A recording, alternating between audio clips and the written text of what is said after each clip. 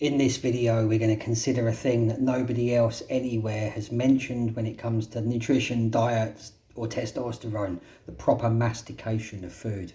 What on earth does that mean? It's something that the ancients knew about, that we in the modern world have almost completely forgotten about. Allow me to explain. Now, this amounts to the time that it takes to consume the increased number of meals, and often the bigger portions required to increase mass. If you're pushed for time, many of us are, this can lead to eating quickly and not masticating our food properly. We have all probably done this at some point on lunch breaks of limited duration at work. Why would this even matter?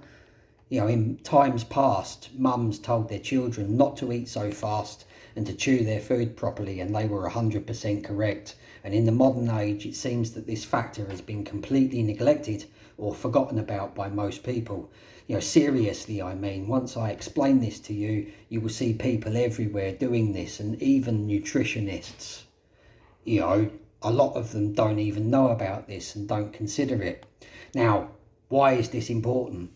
It's because properly masticated food means increased nutrient uptake, and it's been shown that up to 5 times more efficient at nutrient uptake, and the body uses much less energy to digest the food and convert it into usable energy, because fully masticated food is effectively pre-digested to an extent, and it will take the digestive tract considerably less effort to absorb the nutrient value from it. This results in more nutrient value being gained from that food.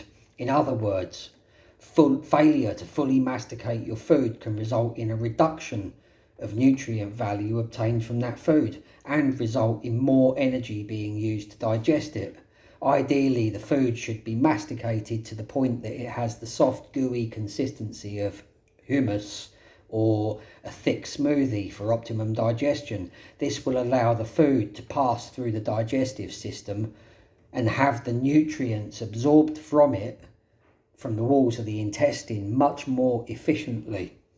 When the food is swallowed with bigger lumps still present in the food, and most people tend to eat this way, many of these lumps, which are not properly broken down at the time of swallowing, pass through the intestine without the nutrients being absorbed properly, and some of the nutrient value is inevitably lost, when you take a dump. It's much more difficult for the walls of the intestine to absorb nutrients from these lumps as they pass through the digestive tract. It gives the digestive tract a lot more work to perform. It also takes considerably more energy for the digestive tract to even attempt to break down these lumps. The more the food is broken down before being swallowed, the more nutrients can be taken from it by the digestive tract and the less waste there will be.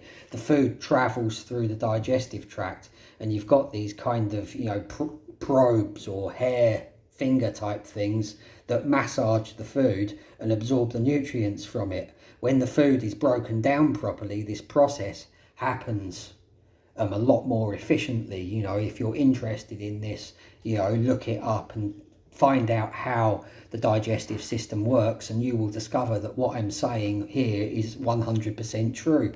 Now, this all results in the body using much less energy during the process of digestion. With fully masticated food, a lot of the work of breaking down the food has already been done before the food was swallowed. This is how we are designed by nature to eat. So all of these probes, fingers, whatever they're called, as the food passes by, to suck out the nutrients more efficiently. In our modern fast-paced and convenient society, we've mostly forgotten about this. People tend to rush when they eat. Now, interestingly, in studies, it's also been discovered that when food is properly masticated and more time is taken to chew the food, test candidates have been observed to have required less food to become satiated, resulting in less food intake. Now, this demonstrates, of course, that nutrient uptake is improved. The purpose of nutrients and food intake is to provide the body with enough of these to fuel the body. Only when the body is not satisfied does it continue to be hungry. Mastication improves nutrient uptake. Of this there is no doubt. But it also seems that less volume of food or calories are required to satisfy nutrient and hunger requirements. A link to that study can be found in the video description. It makes very interesting reading. Now, this has obvious implications for weight loss, because this correlates to fewer calories being consumed to become nutritionally satiated, and could possibly reduce food cravings on weight loss diets. Now, the proper mastication of food ultimately results in levels of testosterone not being depleted as much during the course of each day. The less energy your body uses during the digestive process, the less this depletes testosterone on a per meal basis. Eating has been proven to deplete testosterone levels each day. Nobody else is talking about this. Eating depletes testosterone. This is why clinics advise you to have blood drawn for a testosterone exam on an empty stomach early in the morning when testosterone levels are at their highest, on an empty stomach, because just consuming one meal will lower your testosterone and affect the results. The more you deplete your testosterone levels today determines the amount you will have tomorrow morning. The higher your testosterone at the end of today, the higher your testosterone will be tomorrow, and over decades this is going to seriously add up.